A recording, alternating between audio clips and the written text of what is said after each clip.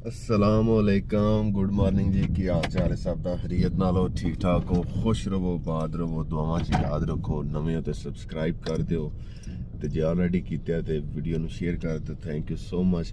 ते सुबह सुबह ते कोई नहीं, खैर 12 का टाइम हो गया, 12 बल्कि हो गए ने पूरे अलहमदुलिल्लाह। ते मैं जा रहा वहाँ दिलावर भाई दे नाना जी लगते सन ते ओहदे वाला साहब दे मामू जान सन, वो फोत हो गए ने ते मैं जनाजा नहीं सा पढ़ सकिया तो उन्होंने फातिहा खानी वास्ते जा रहा वहाँ पिंड चोई साहब दे। ते उस तो बाद दा की शेड्यूल है, की मामलात ने, तुसीं नाल ही रहो। ते कोशिश करनी चाहिए कि एक दूसरे दा अदब एहतराम जिहड़ा ना वो करना चाहिए, बल्कि लाजम करना चाहिए, कोशिश नहीं करनी चाहिए। हाँ, अगर कोई गल तुहानूं अच्छी नहीं लगती किसी दी तो उन्होंने इग्नोर करके अगे वधो।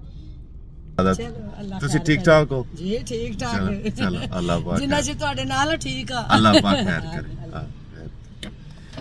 ਤੇ ਦੁਆ ਖੈਰ ਅਲਹਮਦੁਲਿल्लाह डेली इस तरह ਹੁੰਦਾ ਹੈ ਕਿ ਮੈਂ ਜਿਸ ਟਾਈਮ ਨਿਕਲਾਂ ਤੇ ਕਿਸੇ ਨਾ ਕਿਸੇ ਕੋਲੋਂ, ਮਾਂ ਜੀ ਕੋਲੋਂ, ਭੈਣਾਂ ਕੋਲੋਂ ਦੁਆਵਾਂ ਲੈ ਕੇ ਨਿਕਲੀ ਤਾਂ ਸੋ ਖੈਰ ਮੈਂ ਗੱਲ ਕਰਦਾ ਸਾਂ ਕਿ ਅਗਰ ਕਿਸੇ ਦੀ ਗੱਲ ਨਹੀਂ ਅੱਛੀ ਲੱਗਦੀ, ਜ਼ਰੂਰੀ ਨਹੀਂ ਕਿ ਤੁਸੀਂ ਉਹਨੂੰ ਜਵਾਬ ਦਿਓ, ਉਹਨੂੰ ਇਗਨੋਰ ਕਰਕੇ ਅੱਗੇ ਨਿਕਲੋ, ਕਿਉਂਕਿ ਮੰਜ਼ਿਲ ਤੁਹਾਡਾ ਵੇਟ ਕਰ ਰਹੀ ਹੈ।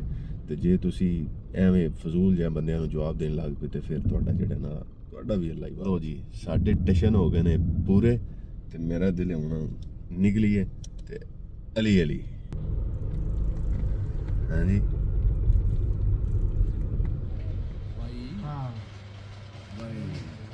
खाने का भी ला चलो,